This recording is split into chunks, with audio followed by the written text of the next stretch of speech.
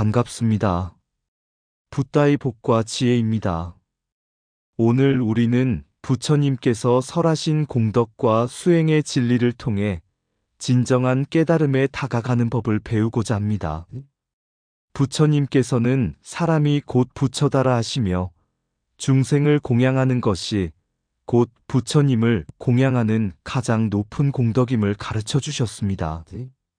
그 말씀 속에는 우리가 서로를 향해 사랑과 자비를 실천하고 자신의 마음을 닦아 참된 평화를 이루라는 깊은 뜻이 담겨 있습니다. 오늘의 이야기를 통해 다란이의 수행과 법을 공양하는 마음이 어떻게 우리의 삶을 밝히고 깨달음의 길로 이끄는지 함께 생각해보는 시간이 되기를 바랍니다. 부처님의 가르침처럼 한마음으로 정진하며 서로를 비추는 등불이 되어주시기를 바랍니다. 자, 그럼 안육따라 삼막삼볼이 이루었다. 오랜 옛날 한 젊은 수행자 수월은 깊은 산속 암자에서 홀로 수행하며 깨달음을 구하고 있었습니다. 그는 매일같이 부처님의 법문을 암송하고 다란이를 염송하며 자신의 업장을 소멸하기 위해 정진했습니다. 그러나 마음 깊은 곳에는 여전히 세속의 번뇌와 집착이 남아있어 깨달음에 이르지 못하는 자신을 자책하곤 했습니다. 어느 날 한 노스님이 그의 암자를 찾아왔습니다. 노스님은 말없이 수월 곁에 앉아 작은 법구를 꺼내어 진언을 읊기 시작했습니다. 그 진언의 울림은 마치 천둥과 같아 수월의 마음 깊은 곳까지 울렸고, 수월은 본능적으로 눈을 감고 노스님의 음성을 따라 염송하기 시작했습니다. 진언이 끝난 뒤 노스님은 수월에게 말했습니다. 수월아, 네가 부처를 찾고자 한다면 멀리서 구하지 말아라. 부처는 바로 너의 마음속에 있다. 다란이를 외우는 것은 너를 비추는 거울이며 내 마음의 어둠을 밝히는 등불이다. 그 말을 들은 수월은 깨달음을 얻기 위해 노력하는 것이 아닌 자신이 이미 부처의 성품을 가지고 있음을 이해하게 되었습니다. 그는 다란이를 외울 때마다 자신의 마음이 조금씩 밝아지고 세속의 번뇌가 소멸하는 것을 느꼈습니다. 그로부터 7일 동안 수월은 더욱 열심히 다란이를 외우며 삼매에 들었고 마침내 안육따라 삼막삼보리의 깨달음에 이르게 되었습니다. 그는 깨달음의 기쁨을 주변의 사람들과 나누기 위해 산을 내려왔습니다. 수월은 마을 사람들에게 부처님의 가르침을 전하며 다른 이를 비추는 것이 부처님을 공양하는 최고의 공덕이라 가르쳤습니다. 사람들은 수월을 통해 깨달음의 힘을 느끼며 자신들 역시 부처의 길을 걸을 수 있음을 믿게 되었습니다. 이로 인해 마을에는 평화가 깃들었고 모두가 함께 부처님의 법을 배우고 실천하게 되었습니다. 이후 수월의 이름은 깨달음으로 이끄는 자라는 뜻으로 불리게 되었으며 그의 가르침은 오랫동안 전해져 내려왔습니다. 부처님께서는 우리 모두가 부처의 성품을 가지고 있다고 말씀하셨습니다. 번뇌와 집착을 떨쳐내고 다란이를 수행하며 진리를 향해 나아간다면 누구나 안육따라 삼막삼보리의 깨달음을 이룰 수 있습니다. 중요한 것은 자신의 마음속 빛을 믿고 실천하는 용기입니다. 오랜 옛날 부처님께서 왕사성의 기원정사에 계실 때의 일입니다. 한날 부처님을 존경하던 한 부유한 상인이 많은 음식을 준비하여 부처님과 제자들에게 공양을 올리고자 했습니다. 상인은 기쁜 마음으로 다양한 음식을 차려와 부처님 앞에 놓고 말했습니다. 세존이시여, 제가 이렇게 훌륭한 음식을 공양드리는 것이 큰 공덕이 될 것이라 믿습니다. 이 공양으로 제가 미래 생에 더 큰 복을 누릴 수 있을까요? 부처님께서는 상인의 마음을 헤아리시고 부드럽게 말씀하셨습니다. 선한 마음으로 공양을 준비한 너의 정성은 귀하다. 그러나 진정한 공양은 단지 음식을 올리는 것에 그치지 않는다. 법을 배우고 실천하며 다른 이에게 법을 전하는 것이 부처와 법에 대한 최고의 공양임을 알아야 한다. 그 순간 근처에서 이 말을 듣고 있던 한 가난한 여인이 부처님 앞에 나아왔습니다. 그녀는 눈물을 흘리며 말했습니다. 부처님, 저는 가진 것이 없어서 이 손으로 직접 만든 작은 빵 한 조각밖에 드릴 수 없습니다. 제 공양도 받아주실 수 있겠습니까? 부처님께서는 환히 미소 지으시며 빵을 받아들고 말씀하셨습니다. 너의 공양은 가진 것을 나누려는 진정한 마음에서 나왔으니 이것이야말로 참된 공양이다. 이를 본 상인은 부끄러움을 느꼈습니다. 자신이 부처님께만 공양하는 것이 진정한 공덕이라고 생각했지만 부처님께서 계속해서 말씀하셨습니다. 모든 중생은 부처의 씨앗을 가지고 있다. 수행하는 자와 가르침을 전하는 자를 공경하고 그들에게 공양을 올리는 것은 곧 법과 부처에게 공양하는 것이다. 너희가 서로를 부처로 여기고 서로의 성장을 돕는다면 그 공덕은 무량하다. 이 말씀을 들은 상인은 자신의 교만함을 반성하고 마을의 가난한 이들에게 음식을 나누어 주기 시작했습니다. 그는 부처님과 수행자뿐만 아니라 주변의 모든 이들에게 마음을 다해 공양을 올리며 진정한 공덕을 쌓아갔습니다. 그 후 부처님께서 말씀하셨습니다. 부처는 단지 한 분이 아니며 모든 중생이 곧 부처다. 다른 이를 공양하는 것은 그 속에 깃든 부처에게 공양하는 것이다. 법과 수행자를 공양하는 것은 진리를 공경하는 최고의 길임을 잊지 말아라. 참된 공양은 음식을 나누는 손이 아니라 자비를 베푸는 마음에서 시작된다. 모든 중생은 부처의 씨앗을 지니고 있으니 그들을 공경하는 것이 곧 부처께 공양하는 길이다. 법을 배우고 실천하며 나누는 공양이야말로 부처와 법에 대한 최고의 예배다. 음식은 사라지지만 나눔의 마음은 공덕이 되어 영원히 남는다.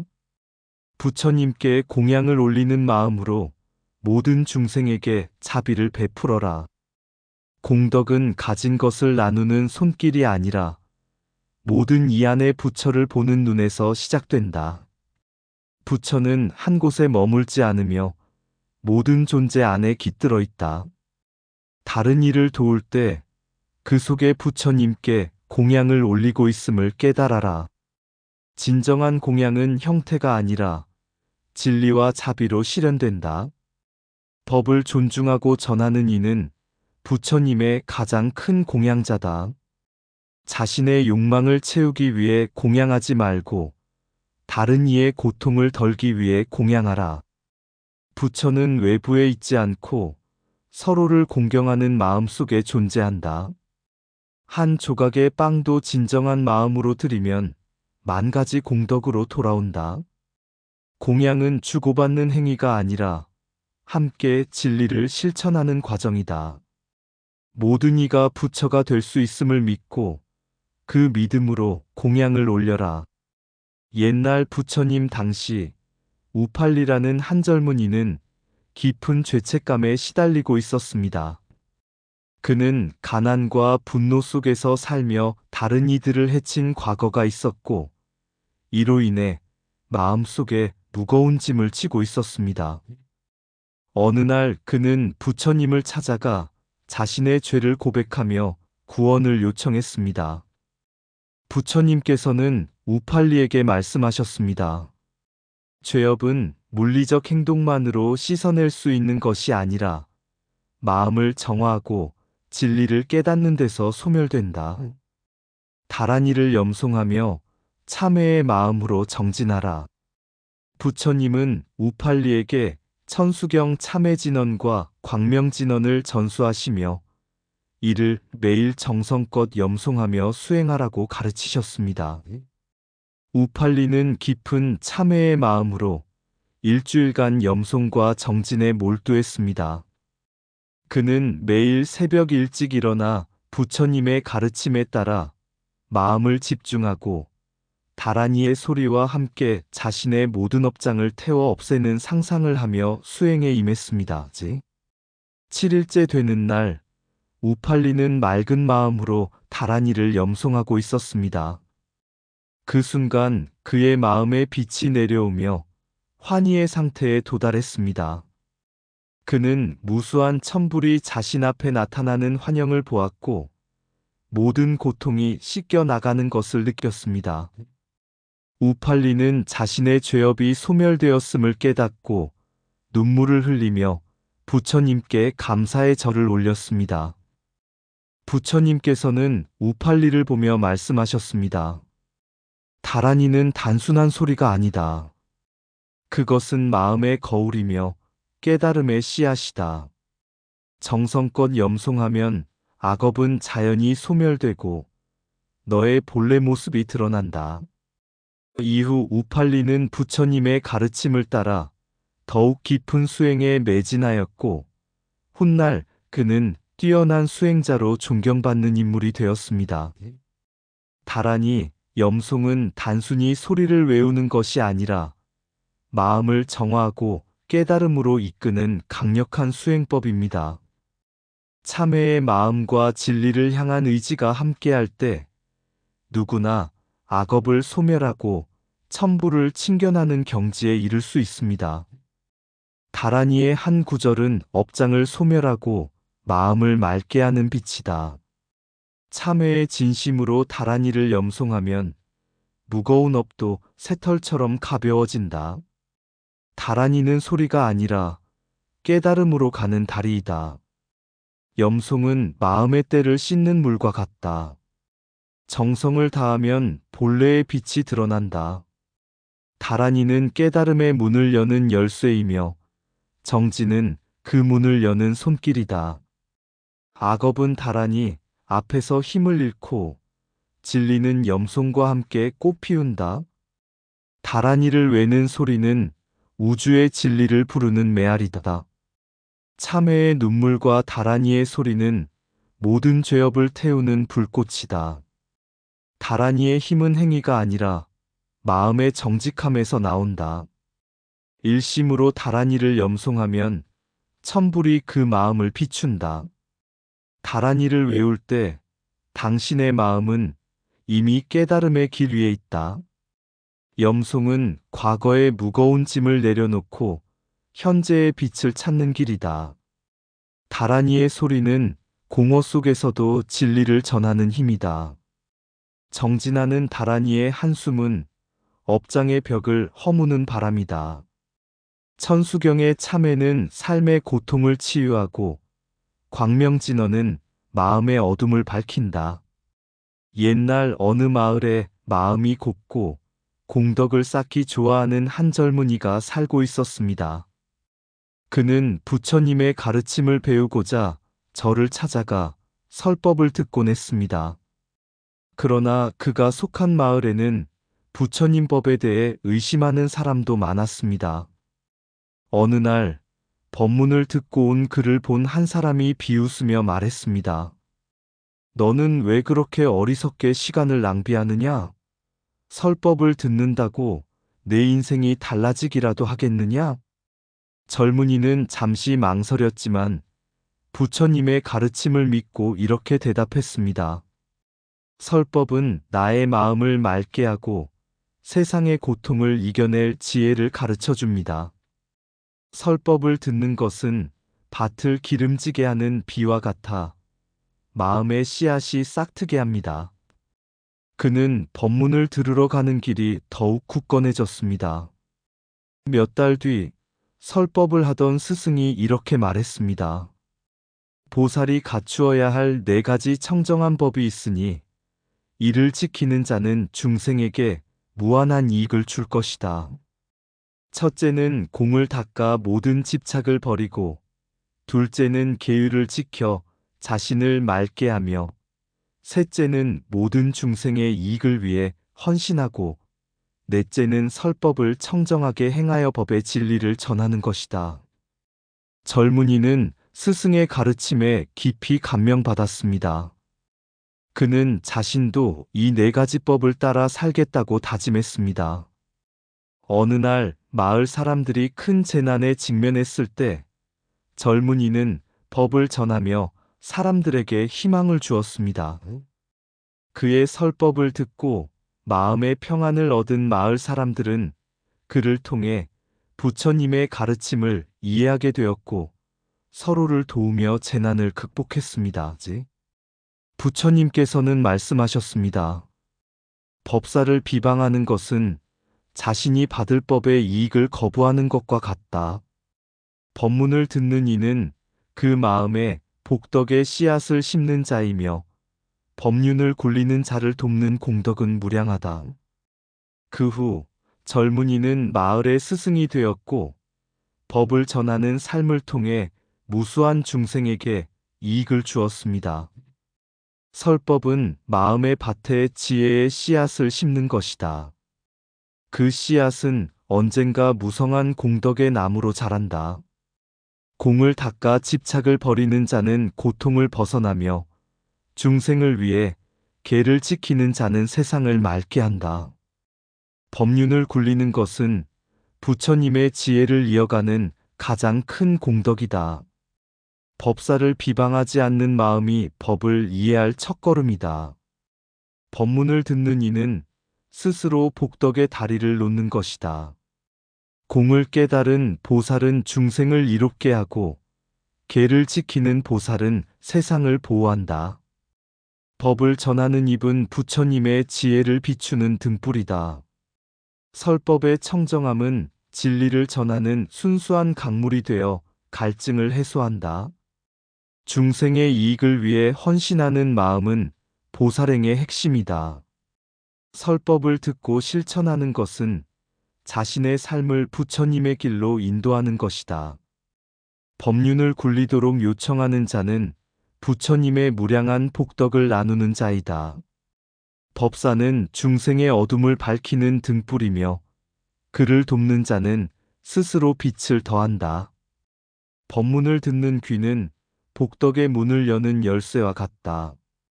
계율을 지키는 자는 법의 가치를 높이며 공을 닦는 자는 법의 깊이를 더한다. 법의 청정함은 마음의 거울이며 중생의 이익을 위한 헌신은 모든 보살행의 근본이다. 옛날 어느 산골 마을에 늘 지혜로운 법문을 펼치던 한 스님이 계셨습니다. 그는 설법을 통해 마을 사람들에게 고통에서 벗어나는 길을 가르쳤고 그의 법문을 듣기 위해 먼 길을 마다하지 않는 사람들이 점점 늘어났습니다. 하지만 그 중 한 사람, 이름이 주마였던 한 농부는 법문을 듣는 대신 스님의 지혜를 비웃으며 말뿐인 가르침이 무슨 소용인가? 라고 비난하곤 했습니다. 어느 날 스님은 마을 사람들에게 법륜을 굴리는 자는 중생을 이롭게 하고 그 공덕은 무량하다라는 설법을 전하며 주마에게 다가갔습니다. 스님은 그에게 물었습니다. 주마야, 네가 농사 짓는 이유는 무엇이냐? 주마는 대답했습니다. 내 가족이 먹고 살기 위해서지요. 스님은 미소 지으며 말했습니다. 그렇다면 네 논에 물을 대지 않고도 벼가 자랄 수 있겠느냐? 주마는 고개를 저으며 답했습니다. 그럴 수 없습니다. 물은 벼가 자라는데 필수입니다. 스님은 다시 물었습니다. 그렇다면 중생의 마음밭에 물을 대는 것은 무엇일까? 주마는 답을 하지 못했고 스님은 조용히 말했습니다. 그것이 바로 법문이다. 중생의 마음밭에 법문이라는 물을 대어야 깨달음의 씨앗이 자라날 수 있다. 설법의 청정함은 중생을 이롭게 하는 첫걸음이며 법사를 비방하지 않고 법을 듣는 자는 스스로 복덕의 논을 키우는 것이다. 그 말을 듣고 주마는 부끄러워졌고 그날 이후 스님의 설법을 꾸준히 들으며 깨달음을 얻기 위해 노력했습니다. 그는 점점 마음의 공을 닫고 계를 지키며 마을 사람들에게 자신이 배운 법문을 전했습니다. 시간이 지나 주마는 설법을 통해 수많은 중생을 이롭게 하는 길을 걷게 되었습니다. 스님은 그의 노력을 보며 말했습니다. 법륜을 굴리는 자는 중생을 위해 자신을 비우는 자다. 그것이 보살이 갖추어야 할 가장 청정한 길이며 진정한 깨달음의 시작이다. 주마의 변화는 마을 사람들에게 큰 감동을 주었고 모두가 법문을 통해 자신과 남을 이롭게 하는 법의 중요성을 알게 되었습니다. 공을 닦는 길, 비워내는 마음, 그 속에 참된 깨달음이 스며들다. 계를 지키는 길, 고요한 심정으로 세상의 번뇌를 넘어서며 걷는다. 중생 이익을 위해 불쌍히 여기는 마음, 모든 존재가 함께하길 바라며 법륜을 굴리는 자, 참된 길을 따르니 그 발걸음마다 생명의 꽃이 피어난다. 설법의 청정함, 진리에 물결되어 마음의 강물에 파도를 일으킨다. 법사를 비방하지 않고 귀 기울여 공덕이 쌓여 깨달음의 길을 열어간다. 보살의 길, 그 청정한 법을 따라 세상 모든 이에게 빛을 비추네. 법륜을 굴리며 진리의 소리를 높여 모든 중생이 깨달음의 문을 열리게 하라. 이상 붓다의 복과 지혜였습니다. 오늘도 복지구족한 날 되세요. 구독과 좋아요는 붓다의 복과 지혜를 밝히는 큰 자비의 등불이 됩니다.